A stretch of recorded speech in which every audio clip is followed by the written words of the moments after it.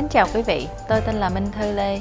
Hôm nay tôi sẽ nói về quý vị về chương trình tiệm móng tay lành mạnh, cách tham gia chương trình và điều kiện tham gia chương trình và quyền lợi khi tham gia vào chương trình miễn phí này để làm cho các tiệm móng tay có môi trường làm việc hiệu quả hơn, sinh lợi nhuận nhiều hơn và lành mạnh hơn cho quý vị và cho những nhân viên của quý vị trong tiệm móng tay.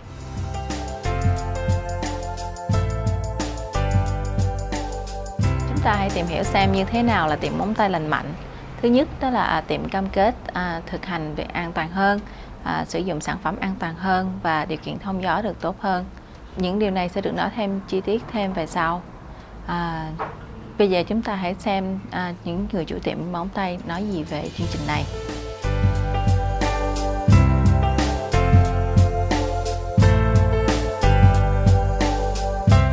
Gia đình chị thì có 3 người, mình với chị dâu mình với chị ruột của mình.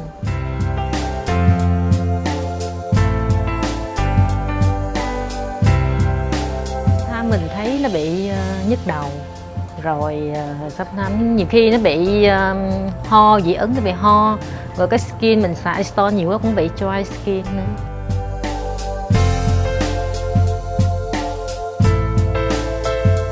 Mọi người có sức khỏe lành mạnh và thợ và chủ và thợ cũng vậy, và khách hàng nó bước vô cũng thấy thoải mái cho nó nữa, sức khỏe cho mọi người hết, nói chung là cho mọi người về trong ngành móng tay của mình.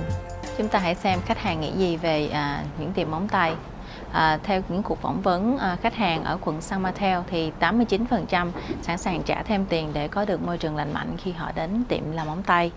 Hơn 50% có thể trả từ 5 tới 10 đồng để họ không có thể ngửi cái mùi hơi mùi hóa chất khi mà họ đến tiệm móng tay để làm móng tay của họ. Và có một khách hàng nói rằng chị ta không đến tiệm để làm móng tay vì mùi hóa chất rất là nồng.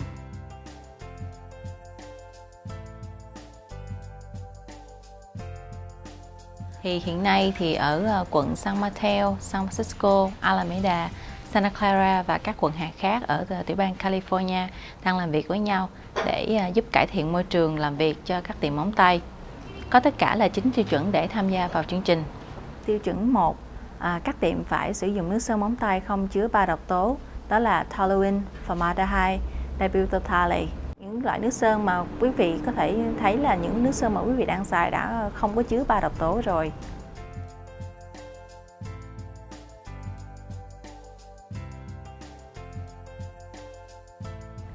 Tiêu chuẩn thứ 2, các chất tẩy nước sơn thì nên chứa acetone hoặc là ethyl lactate. Tiêu chuẩn 3, chất pha loãng sơn thì nên dùng những loại mà không có chứa toluene và methyl ethyl ketone, gọi tắt là MEK. Tiêu chuẩn 4, quý vị nên đeo bao tay khi làm móng giả, móng acrylic hay là móng bột gel. Nên dùng bao tay nitrile, nếu mà dùng acetone nhiều thì nên dùng latex. Tiêu chuẩn 5, cải thiện hệ thống thông gió trong tiệm bằng cách mở cửa sổ và cửa ra vào. Chỉ định khu vực cụ thể để làm móng giả, móng bột gel và móng acrylic. Tiêu chuẩn 6, yêu cầu chính của chương trình là quý vị nên lắp đặt một hệ thống thông gió trong tiệm trong vòng 1 năm sau khi tham gia vào chương trình. Thì xin liên hệ với nhân viên của chương trình tiệm móng tay lành mạnh để họ có thể hướng dẫn quý vị có được một hệ thống thông gió và có thể có cả những khuyến mãi hay là chương trình giảm giá ở quận hạt của quý vị đang diễn ra. Tiêu chuẩn 7, huấn luyện tất cả các nhân viên làm trong tiệm, những người được trả theo lương tháng hay là theo hợp đồng, bao gồm người chủ tiệm, nhân viên làm móng tay, nhân viên quản lý, nhân viên tiếp tân. Tiêu chuẩn 8, sản phẩm làm móng giả thì nên sử dụng những sản phẩm không có nhiều hóa chất theo yêu cầu của nhân viên của chương trình. Tiêu chuẩn 9, không dùng những sản phẩm do khách hàng mang tới ngoại trừ khi mà chúng đáp ứng được yêu cầu của chương trình tiệm móng tay lành mạnh. Thì đây là chương trình miễn phí do chính quyền địa phương ủng hộ, thì nhân viên sẽ trợ giúp cho quý vị trong suốt thời gian quý vị tham gia chương trình.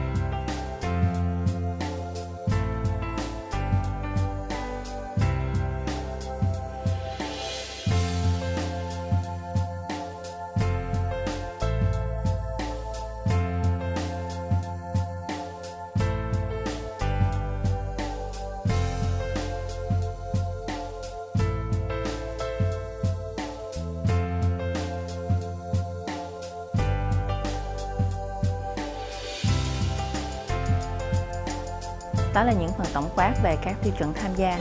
Thì bây giờ chúng ta hãy xem những hóa chất nào có hại trong tiệm mà có thể nguy hại đến sức khỏe cho quý vị và khách hàng quý vị.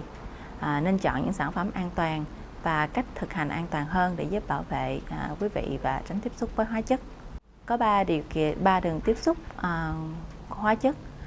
Thứ nhất là hít thở, thứ hai là ăn uống và thứ ba là qua da.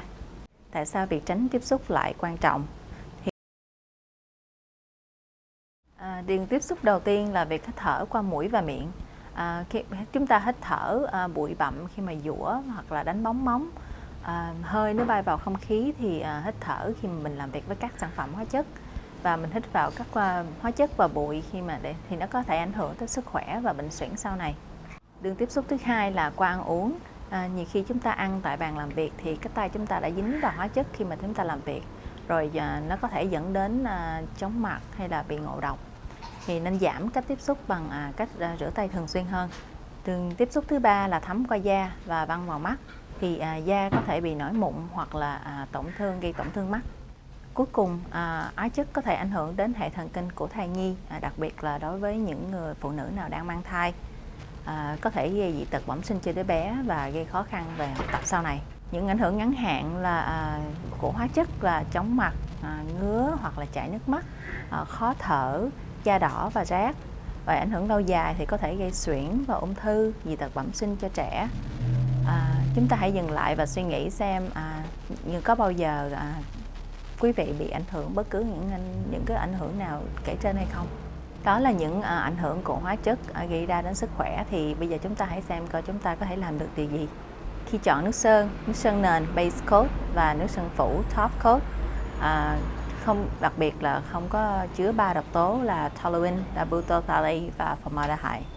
Dibutyl thì có thể gây ảnh hưởng đến tuyến giáp, vấn đề sinh sản và giảm tinh trùng ở nam giới. Toluene thì ảnh hưởng đến hệ thần kinh trung ương, cổ họng và phổi và ảnh hưởng đến hệ sinh sản.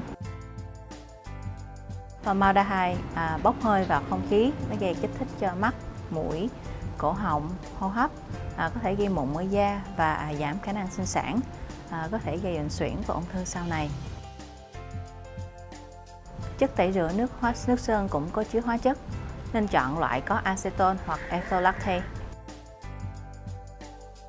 Tránh dùng những chất pha loãng sơn, trừ khi mà thật cần thiết. Thì nếu mà dùng thì không nên dùng các loại có chứa toluene và MEK. Tại vì toluene gây kích thích lên da, mắt, mũi, cổ họng và phổi, gây nhức đầu, chóng mặt, buồn nôn, bất tỉnh. Còn MEK thì gây nguy hại phát triển về trẻ em trong bào thai. Đó là những nguy hại đến sức khỏe cho hóa chất. Thì bây giờ chúng ta hãy thảo luận cách tự bảo vệ mình để không tiếp xúc với hóa chất. Phần quan trọng, quý vị nên bảo vệ quý vị và khách hàng nên có thiết bị bảo vệ cá nhân phù hợp như là bao tay, khẩu trang, áo dài tay, kính bảo vệ mắt và hệ thống thông gió. Thì những điều này khi mà chúng làm việc với nhau thì sẽ giúp cho quý vị bảo vệ quý vị suốt ngày làm việc. Đeo bao tay là một điều bắt buộc của chương trình tìm móng tay lành mạnh. Thì đeo bao tay thì nó sẽ giúp bảo vệ tiếp xúc với bụi và hóa chất, bảo vệ da khỏi bị cháy, rát và dị ứng với hóa chất. Thì nếu mà sử dụng acetone trong thời gian dài thì nên sử dụng bằng bao latex. Những dấu hiệu mà da bị tổn thương là khô, nổi mụn, lở loét và nấm vảy. Khi mà da bị tổn thương thì hóa chất cũng vẫn tiếp tục thấm vào da và có thể vẫn tiếp tục ảnh hưởng đến bên trong của da. Thì nên cần thay bao tay sau mỗi khách hàng để bảo vệ vệ sinh cho mình và khách hàng. Áo dài tay thì không có bắt buộc do chương trình không bắt buộc điều đó, nhưng mà nếu mà có áo dài tay thì nó có thể bảo vệ quý khách khỏi những hóa chất văng đổ, và nếu mà có hóa chất văng đổ thì nên thay đồ ngay. Kính an toàn và bảo hộ thì nó có thể giúp bảo vệ mắt và hóa chất tránh văng vào mắt, hoặc là móng tay khi mà chúng ta cắt móng tay, hoặc là bụi khi mà chúng ta giũa móng tay, khi mà giũa móng bột hay là giũa bằng giũa giấy cũng vậy. Khẩu trang thì sẽ giảm bụi móng tay để giảm cái bụng móng tay khi mà mình phải hít vào, và vì chúng có thể gây kích thích đường hô hấp và bệnh suyễn. Nên xài khẩu trang loại N95. Nó chỉ tránh bụi thôi chứ không phải là tránh mùi hóa chất. Nhưng mà loại N95 thì tốt hơn là cái khẩu trang y tế, vì cái khẩu trang y tế không có cùng mức độ bảo vệ. Thì khẩu trang được khuyến khích khi đeo làm móng giả, hay là chuẩn bị làm móng giả, hay là móng bột gel, hay là móng acrylic, khi là mà dũa móng tay, hay là khi mà tháo móng tay. Phần kế tiếp là về hệ thống thông gió. Thì nó có thể giúp khử mùi độc hại trong tiệm. Có hai loại hệ thống thông gió. Loại tổng quát thì hít cái không khí trong lành bên ngoài vào trong tiệm và thải không khí độc từ trong tiệm ra ngoài. Hệ thống thông gió thứ hai là hệ thống tại chỗ, thì nó sử dụng bằng than để lọc hơi bốc ra trong không khí. Thì nếu mà xài cái hệ thống thông gió tại chỗ thì nên thay bộ lọc từ 6 đến 12 tháng để bảo đảm cái duy trì hoạt động hiệu quả khử mùi độc hại trong tiệm. Quạt bàn thì không thể thay thế cho hệ thống thông gió. Nó chỉ làm cho không khí bay loanh quanh trong tiệm và nó có thể là mối nguy cơ gây hỏa hoạn. Phần cuối cùng sẽ hướng dẫn quý vị cách giữ an toàn, cất giữ hóa chất và thải rác có thấm hóa chất cho đúng cách. Thì chúng ta phải nói thêm về điều đó. Nhiều sản phẩm trong tiệm rất dễ gây cháy, thì chúng ta nên để cách xa nguồn nhiệt, không nên pha trộn chúng với nhau, và nên gắn thiết bị báo cháy để giữ an toàn.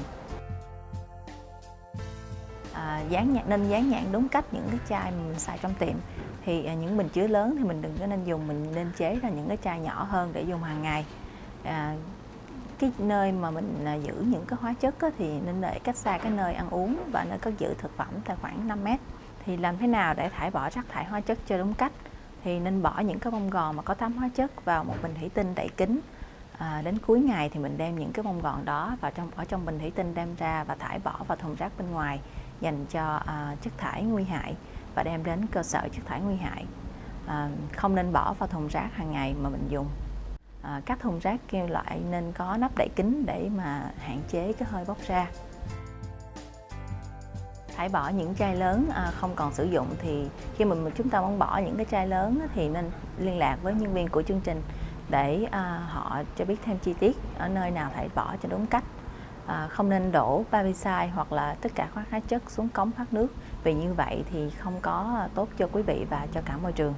Giờ đây quý vị đã có kiến thức về tác hại ảnh hưởng đến sức khỏe do việc thực hành không đúng cách và cách sử dụng những sản phẩm không đúng cách, và biết cách nào để khắc phục những điều đó. Chúc mừng quý vị đã hoàn thành được bước đầu tiên của chương trình. Hy vọng là quý vị đã học được nhiều và liên lạc với nhân viên của chương trình tiệm móng tay lành mạnh để tham gia vào việc bảo vệ cho quý vị được khỏe mạnh hơn.